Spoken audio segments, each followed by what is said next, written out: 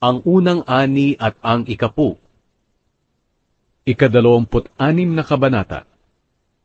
Kapag naangkinan ninyo ang lupaing ibinibigay ng Panginoon na inyong Diyos bilang inyong mana, at doon na kayo naninirahan, ilagay ninyo ang naunang mga bahagi ng inyong ani sa basket, at dalhin ninyo ito sa lugar na pinili ng Panginoon na inyong Diyos, kung saan pararangalan siya. Pumunta kayo sa paring naglilingkod sa panahong iyon, at sabihin sa kanya, sa pamamagitan ng handog na ito, kinikilala ko sa araw na ito, na ang Panginoon na ating Diyos ang nagdala sa akin sa lupaing ito, na kanyang ipinangako sa ating mga ninuno na ibibigay sa atin. Pagkatapos kukunin ng pari ang basket sa inyo, at ilalagay ito sa harap ng altar ng Panginoon na inyong Diyos. At sasabihin ninyo ito sa presensya ng Panginoon na inyong Diyos. Ang amin pong ninuno na si Jacob ay isang Arameyong walang permanenteng tirahan. Pumunta siya sa Ehipto at nanirahan doon, kasama ang kanyang pamilya. Kaunti lang sila noon, pero dumami sila, at nang bandang huli ay naging makapangyarihang bansa. Ngunit pinagmalupitan po kami ng mga Ehipsyo. Pinahirapan nila kami at pinilit na magtrabaho. Humingi kami ng tulong sa inyo, Panginoon, ang Diyos ng aming mga ninuno, at pinakinggan niyo kami. Nakita niyo ang mga paghihirap, mga pagtitiis, at pagpapakasakit namin. Kaya kinuha niyo kami sa Ehipto, Panginoon na aming Diyos, sa pamamagitan ng dakila niyong kapangyarihan, at nakakatakot na mga gawa.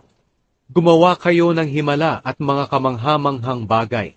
Dinala niyo kami sa lugar na ito, at ibinigay sa amin ang maganda at masaganang lupain na ito.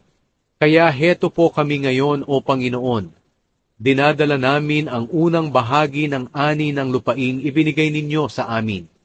Pagkatapos ninyo itong sabihin, ilagay ninyo ang basket sa presensya ng Panginoon na inyong Diyos, at sumamba kayo sa Kanya. Magsaya kayo, dahil mabuti ang mga bagay na ibinibigay ng Panginoon na inyong Diyos sa inyo, at sa inyong pamilya. Isama rin ninyo sa pagdiriwang ang mga Levita at ang mga dayuhan na naninirahang kasama ninyo. Sa bawat 3 taon, ibigay ninyo ang 10 bahagi ng inyong ani sa mga Levita, sa mga dayuhan, sa mga ulila, at sa mga byuda, para mayroon silang masaganang pagkain.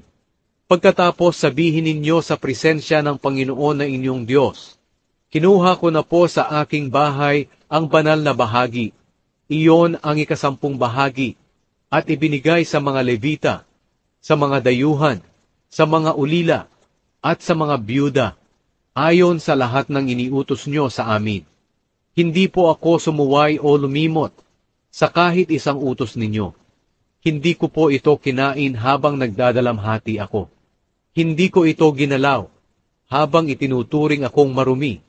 At hindi ko po ito inihandog sa patay. O Panginoon na aking Diyos, sinunod ko po kayo.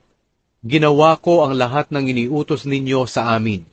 Tingnan po ninyo kami mula sa inyong banal na tahanan sa langit, at pagpalain ang mga mamamayan ninyong Israelita, at ang maganda at masaganang lupain na ibinigay ninyo sa amin, ayon sa ipinangako ninyo sa aming mga ninuno.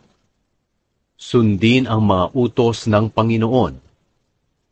Sa araw na ito, inuutusan kayo ng Panginoon na inyong Diyos na sundin ninyong lahat ang utos at tuntuning ito.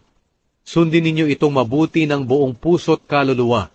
Ipinahayag ninyo sa araw na ito na ang Panginoon ang inyong Diyos, at mabubuhay kayo ayon sa kanyang pamamaraan, dahil susundin ninyo ang kanyang mga utos at mga tuntunin, at susundin ninyo siya. At ipinahayag din ng Panginoon sa araw na ito, na kayo ang espesyal na mamamayan ayon sa kanyang ipinangako, at dapat kayong sumunod sa lahat ng utos niya. Ayon sa kanyang ipinangako, gagawin niya kayong higit kaysa sa lahat ng bansa. Pupurihin at pararangalan kayo. Kayo ay magiging mga mamamayang pinili ng Panginoon na inyong Diyos.